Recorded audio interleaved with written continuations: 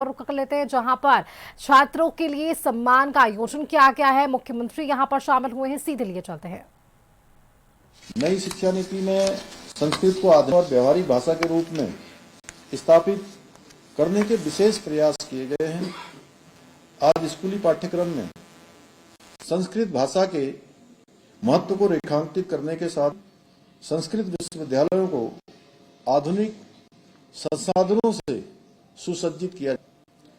आज जहां एक और संस्कृत को ऑनलाइन प्लेटफॉर्म्स पर उपलब्ध कराया जा रहा है, वहीं इस संस्कृत प्लेटफॉर्म एवं संस्कृत ऐप्स विकसित करने पर भी विशेष बल दिया जा रहा है। इसके अतिरिक्त विभिन्न राज्यों में संस्कृत ग्राम स्थापित किए जा रहे हैं, जहां लोग अपने दैनिक जीवन में संस्कृत भाषा का उपयोग कर रहे हैं। कर्नाटका का मशहूर गांव का उदाहरण हमारे सामने है। आज भी संपूर्ण जनजीवन संस्कृत भाषा में चलता है।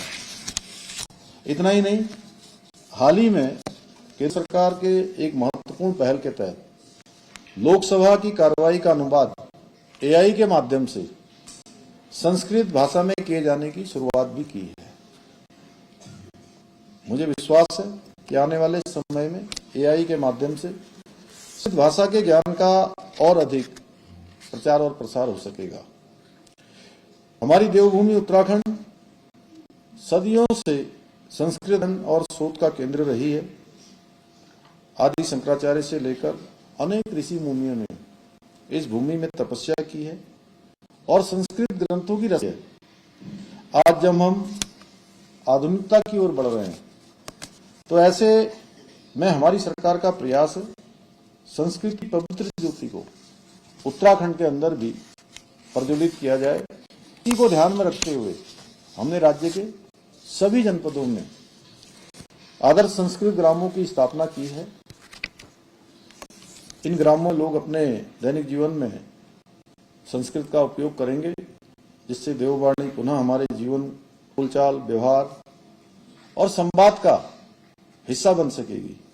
हम सभी के लिए गौरव का विषय है कि हमारे सभी बच्चों को पता होगा कि संस्कृत हमारे राज्य के अंदर द्वितीय राजभाषा का संस्कृत दर्जा प्रदान किया गया है।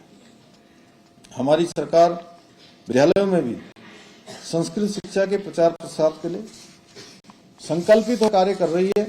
इसी क्रम में राज्य में पहली बार गार्गी संस्कृत बालिका छात्रवृत्ति योजना की शुरुआत की गई है, जिसके माध्यम से संस्कृत विद्यालयों में पढ़ने वाली सभी वर्गों की छात्राओं को प्रति 251 रुपये और वर्ष में 3,000 रुपये की छात्रवृत्ति प्रदान की जा रही है।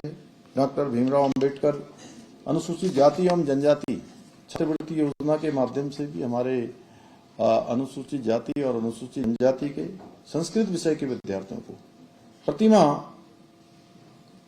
इतनी ही छात्रवृत्ति आर्थिक सहायता प्रदान की जा रही है। यही संस्कृत भाषा में उत्कृष्ट प्रदर्शन करने वाले विद्यार्थियों को संस्कृत छात्र प्रतिभा सम्मान से भी सम्मानित किया जा रहा है। इसके अंतर्गत हाई स्कूल और इंटरमीडिएट परीक्षाओं में सर्वोच्च स्थान प्राप्त करने वाले विद्यार्थियों को। फिलहाल यहाँ पर वक्त एक छोटे से ब्रेक का है, जल्द वापस लौटेंगे।